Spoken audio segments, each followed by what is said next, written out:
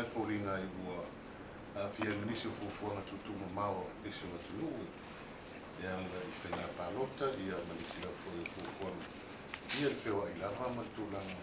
tau whailava ia maru pupuia ia pora sfoi po tūlanga e ofi atuai ia tangata nuku isi atunu ia peo tūlanga lele o whiwa fia whafsile I peo ia mōne malama whaibea vāenga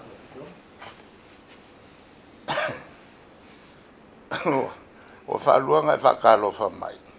Al ka ua mea al kalango whasamsamo. E kau whaim kau ngalo. O leo ua ka polka la me fo o le talanoa. Talanoa. Talanoa na lo kalie. O leo ua whaalua ko kikia whakorunga e whakalofa mai. Ka tia pēo mea ngasi. Ave sa o ko fasalonga le ko au ka ua menga ka ua ia ka kalango o le mela le sa e o vai le umio la kalango le ua ngalo menga e feme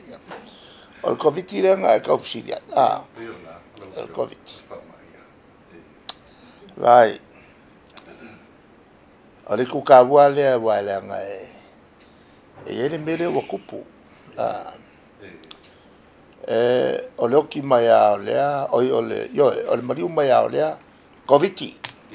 mariu mai lea koviki mariu mai lea kakou o le mea lea o kau pole ai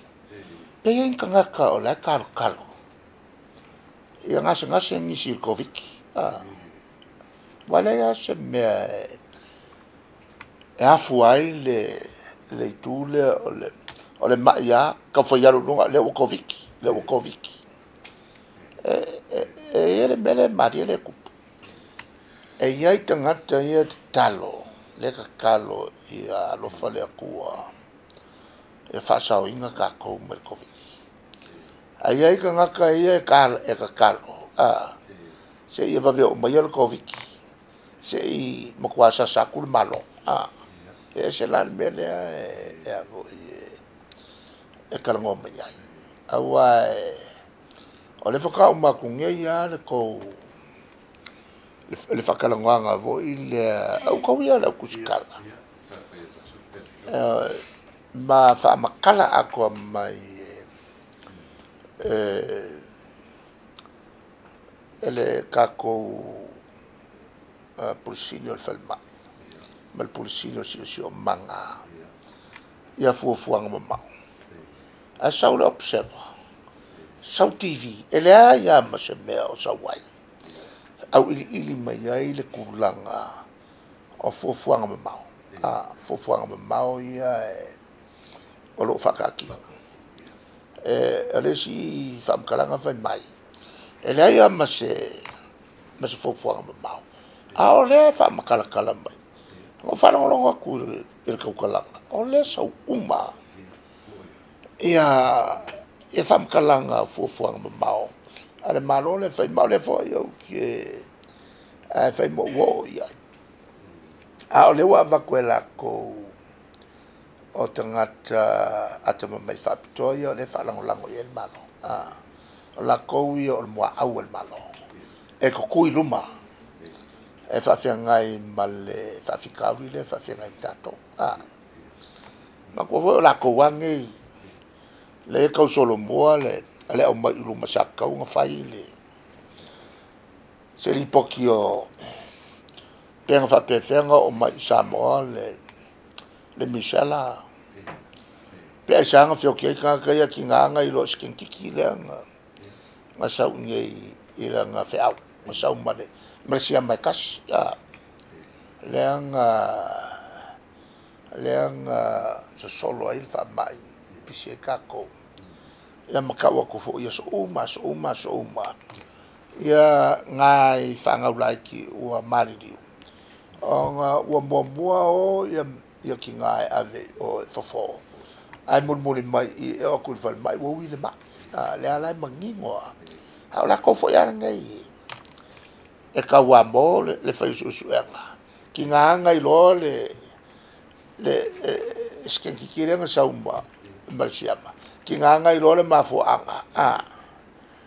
Ale mafuanga o le feoki o kaka. Ala la vai. E manga o. E fesu komisio su. Ai ko iki a kole lua ingisi o le lipoki. Nga whaka oko el kako komiki.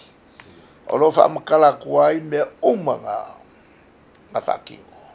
Whamakala umakuai ngā yo inga uma sa whai. Mafua whanga uiruma. E le aia ma se meo sau. Ile misala lea. E le aia mangi mea o whasalo mai. At least acknowledge. Am kwa le aia ma se mea. O le mena o le mamlama po le mea ea wasa u whalongo longo. Sa whalongo longo le fongo. Le fongo kanga le wha mamlama e le kofa ia ulu. Ia policy po whenga whaavael malo. Whaamamlama ia le ausa ia ngayo ingo mo whai. Wa fuafuanga mo mau. Sa aver ngana tu sao. Ngana whengo fie. Ai le ai angi meo nga Sau TV. Sao whapea Sau TV 1. Wale sai ai le whaururunga. Ko kele vo la kusa ai. Ale mele o se pea ai le mele o ka salo. Fa fika uli e kako au kuskala. Se pea o whainka kele le nganga lea e whamakalai mea. Nganga lea ngang kusa o whaingofi. E mamlama iai le vanga voile le sulima kausanga ngai lunga ele salau kausanga salo mako ko kalango mako inga ia la ko fa popo aku se fa mal manga ko fa mama ia ku foi la le va le lima ele sulima kausanga ia mo kwa faingo fie e lunga ko faingo fie a kongo e mamla mai la kuskala o le ku kau el melea le langa mai fsili e kawai le fasalalau ia e mawai ngo file mo o kako ala foi la o la ko lo o mole so le ai o le manguia samo fa fe kai le kua e langa pule fa so fua ai o foi langa ngi anga ki vola la ki vi o ki lo polar kula ngale wo ila la wal mele wo ila la ale wanga ya ku lo su ko milion ka wa mama a amerika ya leo anga ya ku 5 milion fixe la wa fe ka lo pe o ku la so ngafua wa o male o milion la so le ia kangaka ma mkaukia le mele o yela la le foi o vai ako o fakirenga o ko alu lunga ia la ko ma in sila pa pera foi euskali o se tala le ele kako por kalame la to fa foi mai o le lava la e maka ku al wakwa wako kipi fo i fenga mala ia mana tu le ela fa il malo pui ka ko le wa kasia le ka oki ia fenga ko ka fia e meise le wa maka wa ku le wa la vel ko ke le tatu tangata Pasifika ma ainga sa mo la mea e o kilangi le kulanga langa le pe kulai mai ai fa polingai le mafau e le kala o New Zealand e fa penga fo i Australia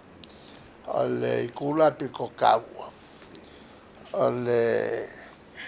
fa mri ngol kaku elanga ia le kaua ngai ka ku ka fio mai kaua foi ngai fanga ua uma ia lako wa'oonga kaua foi ma lako ia whengaluenga I whafo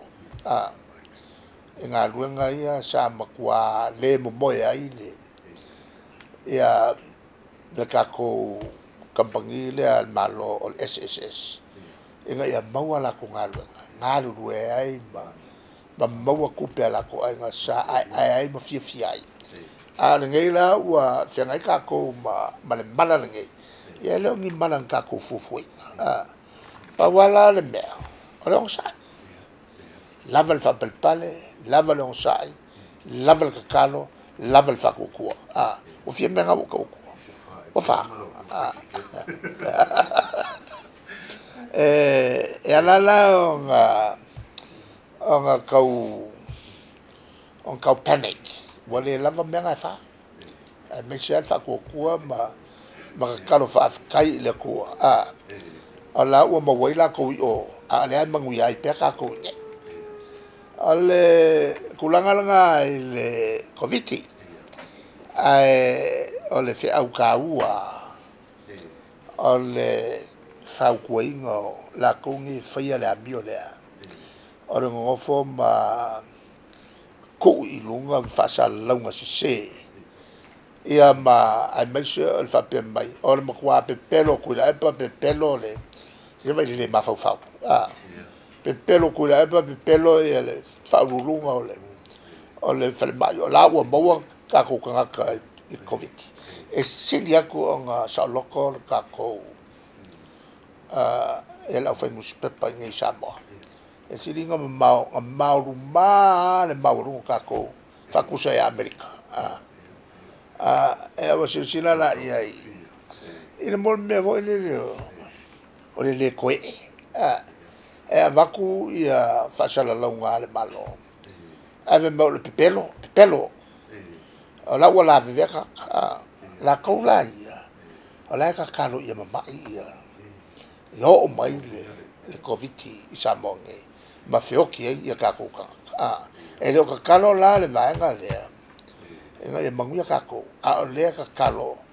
ia la vavenga la vea kako ai mafo sia o le ingo le malo ma le ingo ia la kou ia o lo whaia ia whai unga whainka o mo meo le malo fia le lei o le malo ka ika ka fia le lei leanga le vea i le o presio le ale mena ngai whai whasau loko kangaka fefe whaingi unga e foi langa I kamaloia ia e aso wafsingia whai unga al malo ala o aku ala lo ia lako o whai kou lo ia I le lei au ako ke au I o ngā sami lea au e mako o whai pulo lea kou e kou ke male le moai ai le lia le au peo kou ngā lau whau malu kalkalangoa I au kou clients o sol kula fongo e kou ki whawhia ngai le leo au kou paanganga ia ma kamu whai so sangi inga ia maua ngi whaukuanga le lei kua lalo fo I ua sasid whaukauka ia o siau kari aku nunga